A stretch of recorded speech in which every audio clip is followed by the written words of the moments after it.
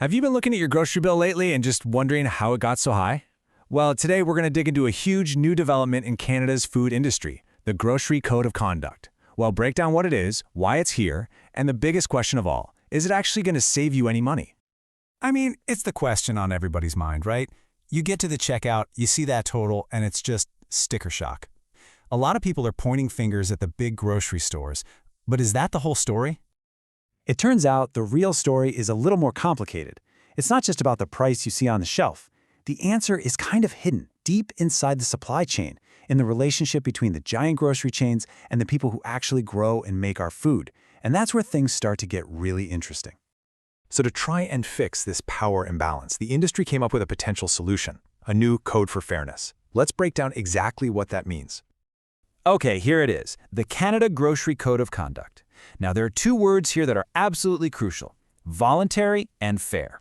See, this isn't some law passed by Parliament. It's a set of rules that companies agree to follow, all to make things more transparent and level the playing field between the big dogs and their suppliers.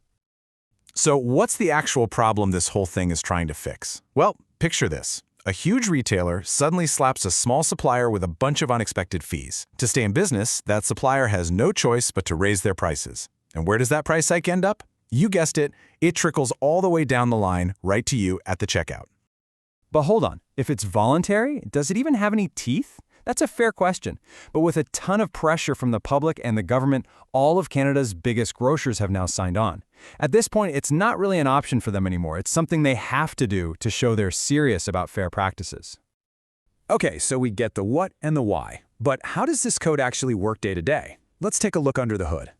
It really boils down to these four core ideas. First, no more handshake deals. Everything has to be in writing. Second, there's a general rule against just plain old unfair behavior. Third, and this is a big one, no more surprise fees popping up out of nowhere. And finally, if a supplier feels like they're getting a raw deal, there's now a safe way to raise the issue without fearing they'll get kicked to the curb. And here's what that's supposed to achieve, according to our source material. The goal is to get people talking honestly. You see, when suppliers aren't being forced to just eat unexpected costs, they can actually focus on the quality of the food we're all buying, instead of just trying to cut corners to survive. Now, this all sounds pretty good for the suppliers, but what about us, the shoppers? Which brings us to the million-dollar question. Does any of this actually lead to lower prices? Let's be real. This is the question we all care about. With all this talk about fairness and transparency in the background, will the end result be a cheaper grocery run for you and me? Okay, let's just get straight to it. The short answer is no. This code is not some magic button that's going to slash prices overnight. Its real job is to create stability. It's meant to stop those unfair practices that cause unnecessary price increases in the first place. Think of it more like a defense mechanism. This quote from our source material really nails it. This isn't about a quick discount or a weekend sale. It's about long-term protection. The idea is to make the whole supply system more predictable, which, in theory, should protect all of us from those sudden price jumps that come out of nowhere. So let's lay it all out, the good and the bad. On the plus side, it definitely improves transparency, cuts down on those hidden fees, and helps make the supply chain more stable. But on the other side, its biggest weakness is that it's voluntary. It has no direct control over the prices on the shelf, and it really only works if everyone agrees to cooperate. So yeah, the code is a solid first step, but it's clearly not a silver bullet. And that makes you wonder, what's next? What's the future for this new standard? Well, to really give this code some muscle, our source material suggests a couple of key things. First, maybe the government should start thinking about making it mandatory. That would get rid of the whole voluntary issue. And second, we need more public reporting so we can all see who is actually playing by the rules and who might be dragging their feet. And we can't lose sight of this one huge long-term benefit. For years and years, small Canadian producers have been in a massive disadvantage trying to negotiate with these retail giants.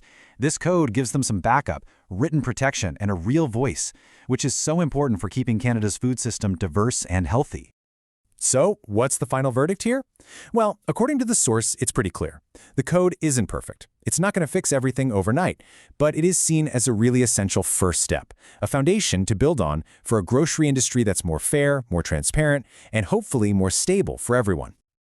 And that kind of leaves us with the big question to chew on. The major players have signed up, and the principles are all laid out. But in an industry with so much power and such tight profit margins, is a voluntary promise of fairness really enough to protect both the little guy and our wallets? That, right there, is still the central debate.